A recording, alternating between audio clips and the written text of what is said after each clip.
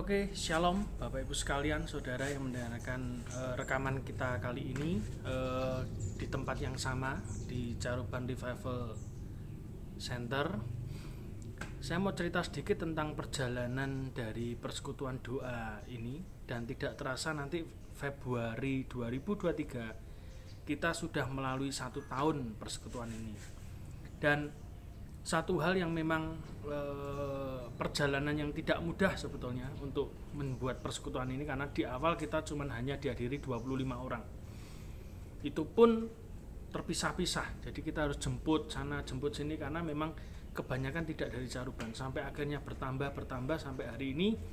Dan puji Tuhan, banyak sekali umat Tuhan yang diberkati lewat persekutuan kita ini. Tapi satu hal begini, dari semua hal yang telah kita kerjakan, itu tidak berasal dari mimpi kita, atau mimpi saya, atau mimpinya Bu Susi, mimpinya Pak Tim, mimpinya Pak Dewo, mimpinya Bu Matias. Bukan, itu semua lahir dari mimpinya Tuhan gitu.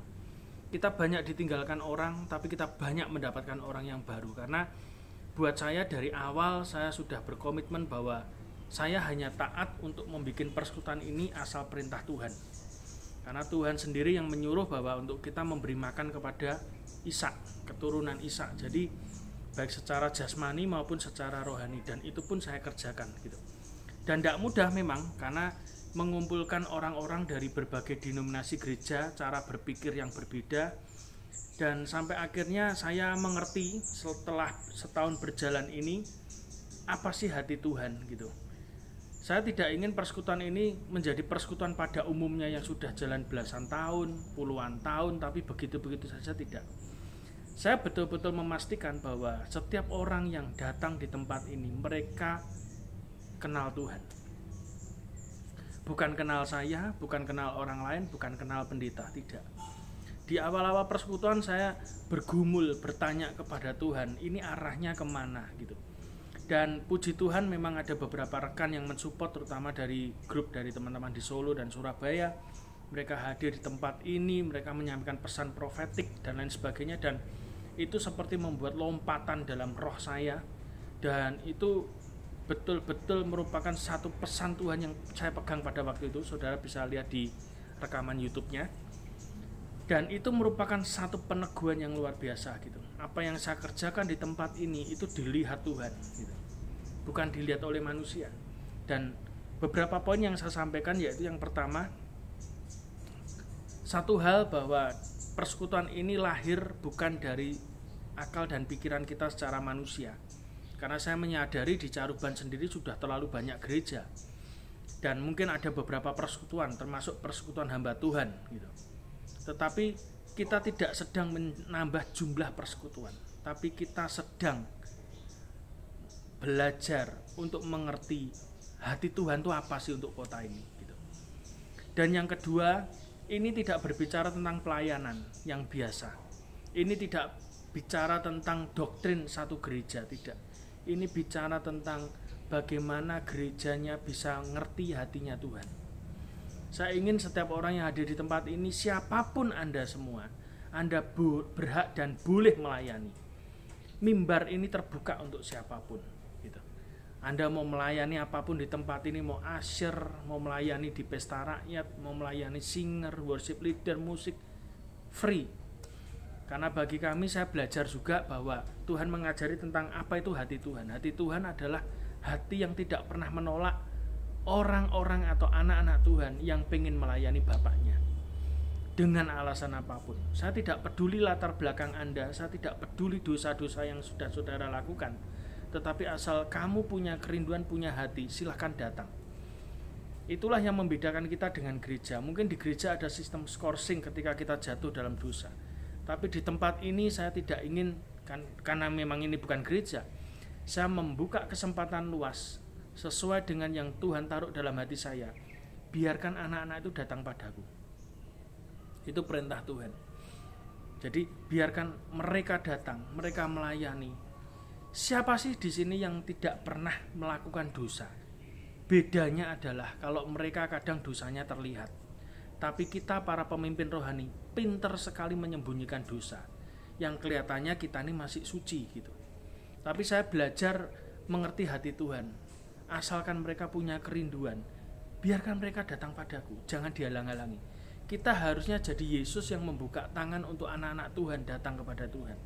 Bukan menjadi seperti murid-muridnya yang menghalang-halangi anak-anak Tuhan untuk datang kepada Tuhannya.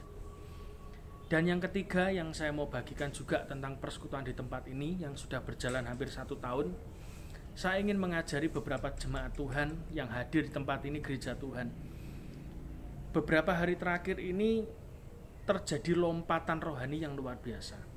Dulu kita ngundang beberapa hamba Tuhan dan Tuhan kasih pesan hamba Tuhan A, B, C yang diundang.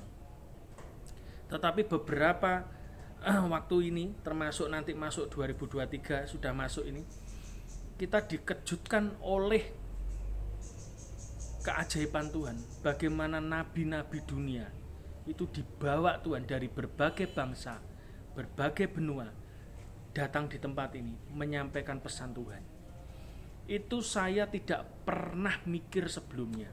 Saya hanya berpikir beberapa waktu lalu ketika masuk 2023, saya sudah merencanakan bahwa saya pengen 2023 ini saya mengisi persekutuan ini dengan hamba-hamba Tuhan luar pulau. Saya sudah ngubungi teman saya namanya Joni yang sekarang dari Solo sekarang pindah ke Surabaya. Saya sudah minta dia list gitu, tapi sampai sekarang listnya tidak dikasih-kasih juga. Dan saya pun sendiri juga lupa kalau pernah minta list daftar hamba-hamba Tuhan luar pulau yang akan saya undang di tempat ini. Dan ketika saya lupa itulah Tuhan ternyata beri lompatan yang lebih lagi. Nabi-nabi Tuhan dari bangsa-bangsa dibawa ke tempat ini. Jadi hampir setiap bulan nanti akan ada nabi-nabi dari luar negeri, dari Amerika, dari Singapura, dari Malaysia, dari Afrika Selatan, dari Ghana, itu akan datang menyampaikan pesan Tuhan di tempat ini. Dan itu buat saya sesuatu yang sangat mengejutkan sekali. Persekutuan yang hanya dihadiri mungkin 60-100 orang. Orang-orang sederhana. Kita bukan orang hebat. Tapi kenapa Tuhan itu bisa melihat? Tapi saya yakin ini adalah satu jawaban. Ketika saudara dan saya ada di tempat ini, pakai hatimu untuk lihat rencana Tuhan. Jangan pakai otakmu. Engkau akan lihat bagaimana Tuhan bekerja dalam kehidupan kita. Dan yang keempat, satu hal yang memang saya tanamkan adalah perubahan hidup. Itu penting di persekutuan ini. Saya pengen setiap orang yang datang, yang terlilit utang, pinjaman online, pinjaman BPR, koperasi, bank, atau apapun yang sudah tidak bisa bayar, mereka dirubahkan Tuhan.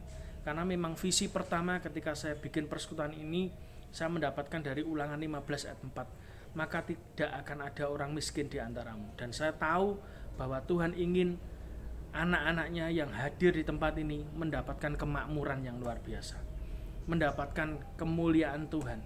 Betul-betul mereka live in heaven on earth gitu ya, hidup di dalam surga tapi di bumi, menikmati surga di bumi. Dan itu menghadirkan surga seperti doanya Yesus. Dan saya memang merindukan bahwa bagaimana setiap orang yang datang di tempat ini hidupnya dirubahkan. Tidak cuma sekedar mereka datang, pulang, makan, selesai. Tidak. Tapi saya rindu setiap mereka boleh datang dan mereka menikmati Tuhan. Bertemu dengan Tuhan. Bukan bertemu dengan hamba Tuhan. Bukan bertemu dengan teman seiman saja. Tapi mereka betul-betul ketemu Tuhan. Karena hanya itu yang bisa menghidupkan roh mereka yang mati. Mengubah hidup mereka dari yang miskin jadi kaya, yang melarat jadi punya mental yang luar biasa. Itu yang terjadi. Yang kelima, satu hal yang saya rasakan di hati saya ketika Tuhan menyuruh saya untuk bikin persekutuan ini, satu hal. Tahun ini ketika masuk 2023, Tuhan perintahkan sesuatu yang baru. Ajari mereka untuk bersaksi. Yo, kenapa Tuhan? Saya tanya. Karena hidupmu, persekutuan ini, apa yang kau kerjakan di kota ini, bukan tentang cerita dirimu, tapi ini semua tentang cerita Tuhan yang akan dikerjakan atas kota ini. Dan bukan hanya skala kota, tapi bangsa. Bahkan Tuhan kasih lompatan kepada bangsa-bangsa. Jadi saya rindu untuk jemaat Tuhan, Anda yang mau bersaksi, punya kesaksian dimanapun Anda berada, Anda pengen datang, pengen bersaksi, silahkan hadir. Karena nanti worship leader akan membuka kesempatan kepada jemaat Tuhan yang ingin bersaksi. Mau 5 orang juga boleh, 6 orang juga boleh, 7 orang boleh gitu. Malah kita membuka kesempatan yang luas untuk apa? Karena lewat kesaksianmu lah orang lain tahu seperti apa Tuhan itu. Mungkin di khotbah-khotbah sudah diceritakan bagaimana tentang Tuhan.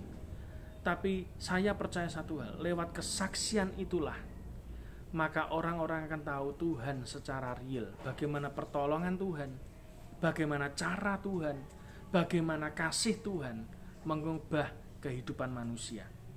Jadi semua hal yang kita kerjakan, semua hal yang kita saksikan, it's not all about us. Ini semua bukan tentang kita.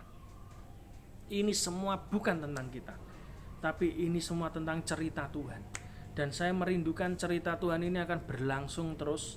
Anda yang tiap hari saya berdoa, setiap orang yang hadir dalam 1 minggu, Anda akan mengalami Tuhan. Dan minggu depan Anda datang, Anda ceritakan tentang Tuhan. Cerita terus tentang Tuhan. Apa yang Tuhan kerjakan dalam kehidupanmu, apa yang Tuhan lagi kerjakan dalam keluargamu, apa yang Tuhan ubahkan dalam keuanganmu, dalam pelayananmu, dalam karirmu, dan lain sebagainya. Ceritakan itu. Alkitab berkata di kitab Wahyu 2 hal yang bisa mengalahkan kuasa si jahat. Yang pertama adalah oleh darah anak domba, dan yang kedua oleh kesaksian kita. Kita membungkam kuasa si jahat, mulut iblis yang sudah tidak punya kuasa. Lewat apa? Kesaksian. Bukan dengan pesimis, tetapi dengan optimisme. Nah, satu hal Bapak Ibu sekalian, saya rindu, ayo sama-sama kita bergabung di tempat ini. Dengarkan baik-baik, saya tidak merekrut anggota jemaat. Dan memang hati saya Tuhan perintahkan tidak bikin gereja. Jangan khawatir, karena kita hanya menjadi murnya gereja.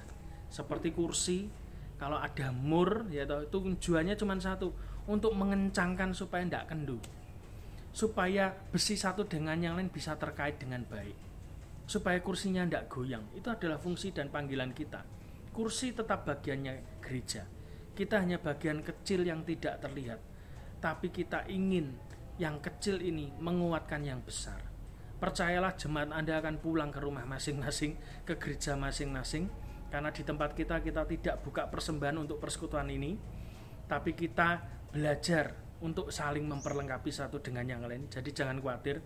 Dan bagi gereja-gereja yang lain yang ingin tim musik present worship-nya ingin melayani di tempat ini, atau hamba-hamba Tuhan yang lain dari gereja-gereja luar Saruban yang ingin melayani di tempat ini, saya undang.